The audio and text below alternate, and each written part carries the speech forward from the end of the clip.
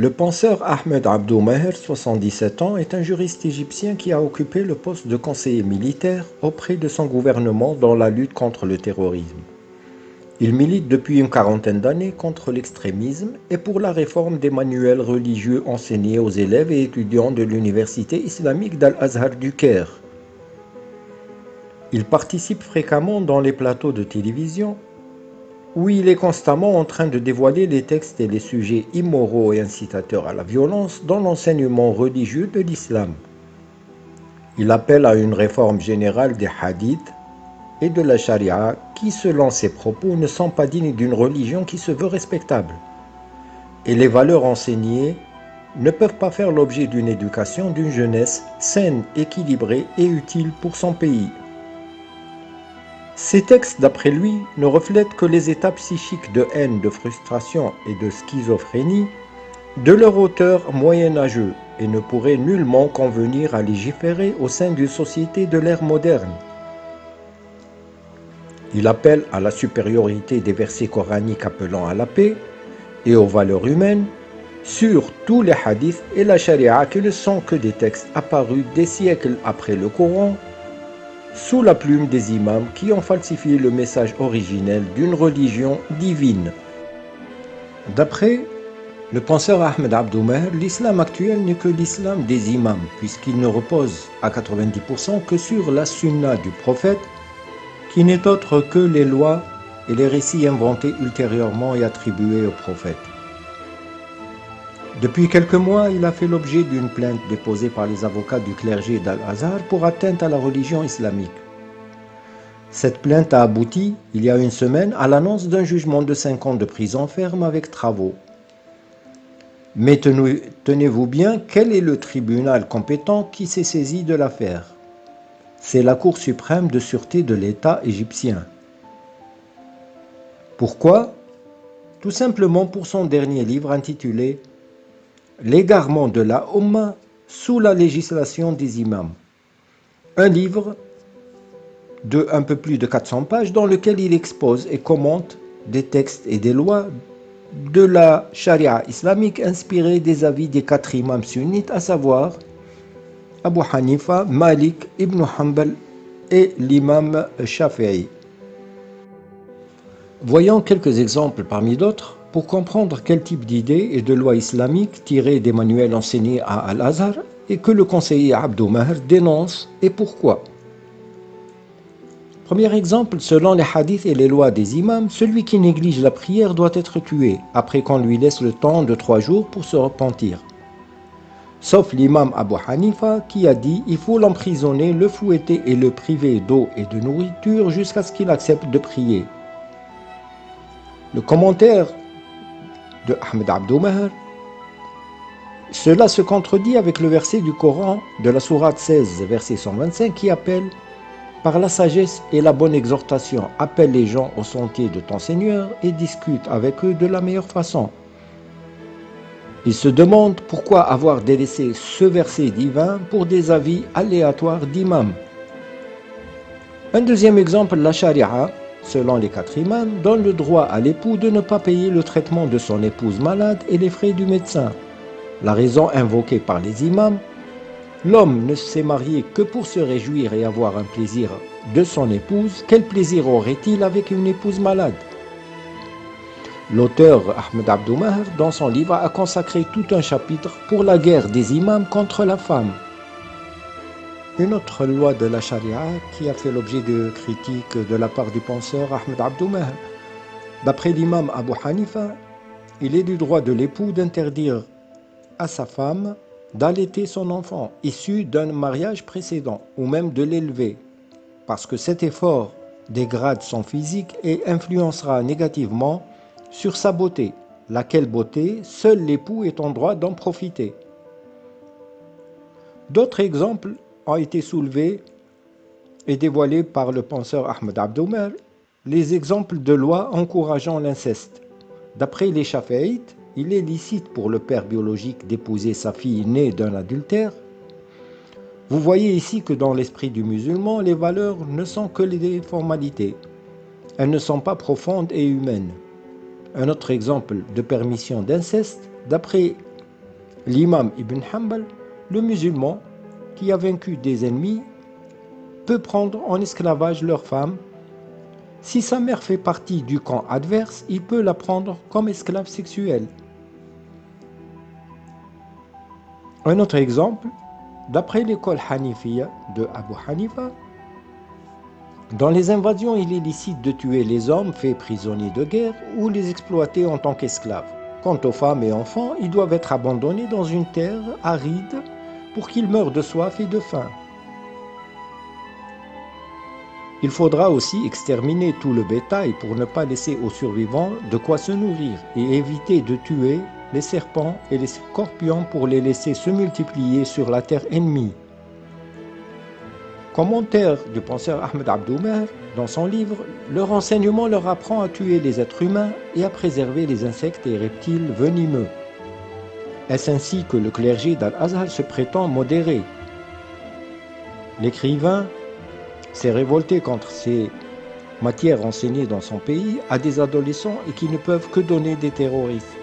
Dans un autre paragraphe, il ajoute au sujet du mariage des mineurs: dans la charia, les quatre imams sont d'accord qu'un homme se marie avec une fille pendant qu'elle est encore dans le berceau, mais ne peut avoir de rapport avec elle que lorsqu'elle a commencé à en supporter.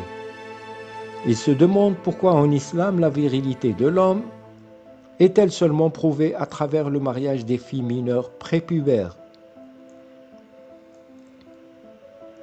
Concernant les rapports entre un homme et une femme, il dénonce ce qui suit. L'école hanifite de Abu Hanifa ne considère pas le fait que l'homme prenne du plaisir avec une femme sans jouissance, soit une fornication ni un adultère, tant qu'il n'y a pas eu de sperme qui est sorti de l'homme. Donc il n'est pas obligé de faire les grandes ablutions, c'est-à-dire de se laver tout le corps, et cela n'annule ni le petit pèlerinage s'il était en train de le faire, ni le grand pèlerinage, c'est-à-dire le hajj, s'il était en cours de pèlerinage. Un autre exemple, si un homme pendant son pèlerinage a eu des rapports avec sa monture, il ne sera pas puni, mais c'est la bête qui sera tuée.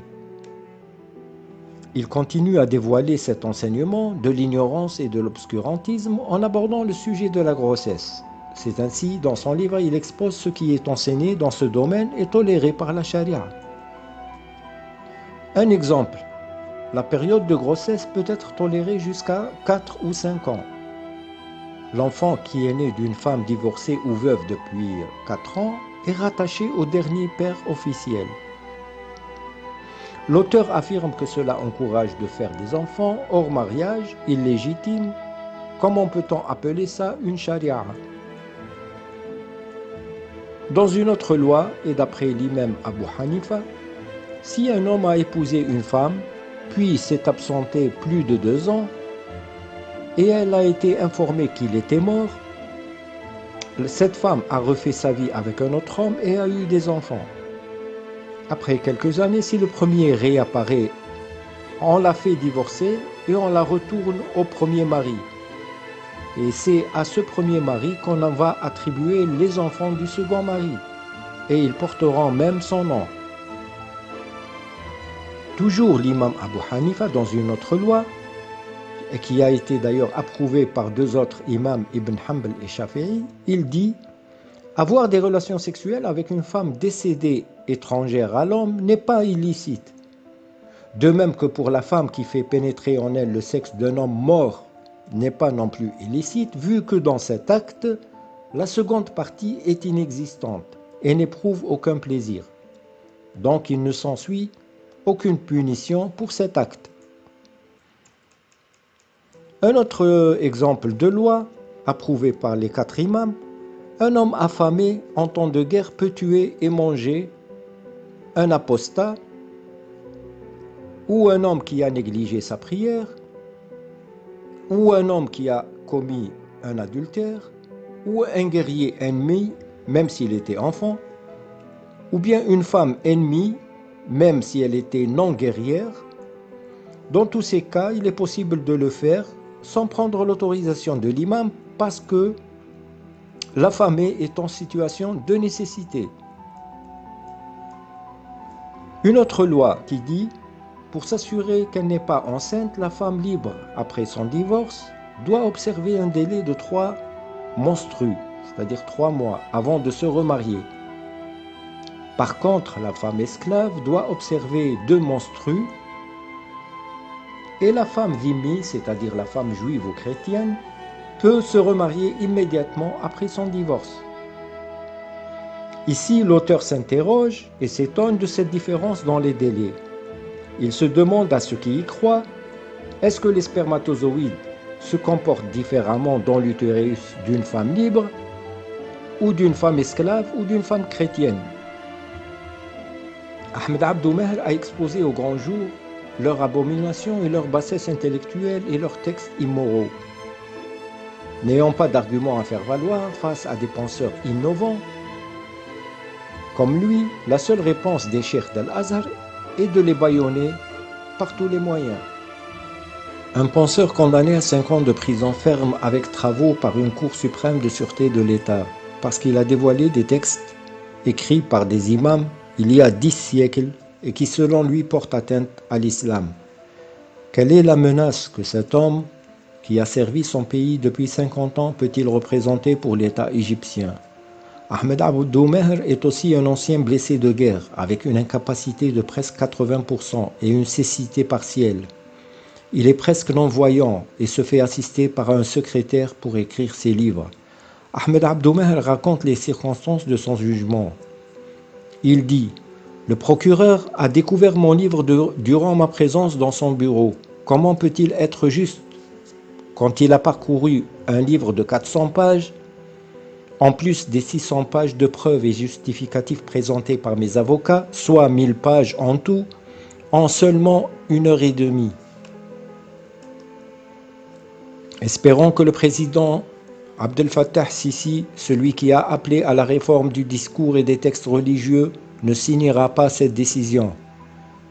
Une chose est cependant à rappeler à ces cheikhs d'Al-Azhar et à leurs suiveurs. Malgré votre ignorance, le changement des mentalités est en marche depuis des décennies et il s'accélère. Et comme dit Victor Hugo, on résiste à l'invasion des armées, on ne résiste pas à l'invasion des idées.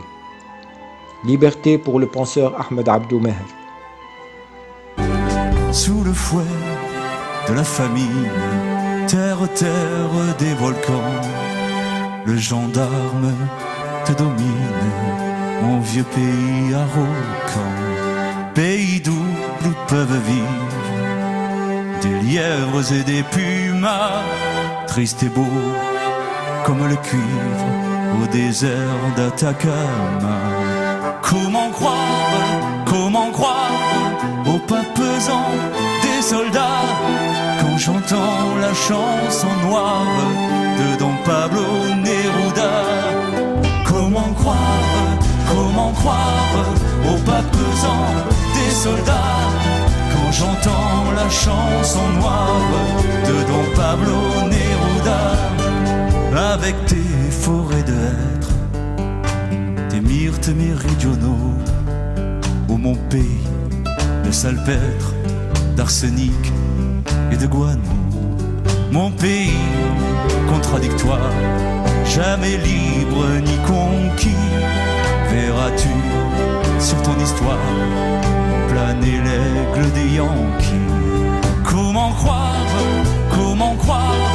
au pas pesant des soldats quand j'entends la chanson noire de Don Pablo Neruda?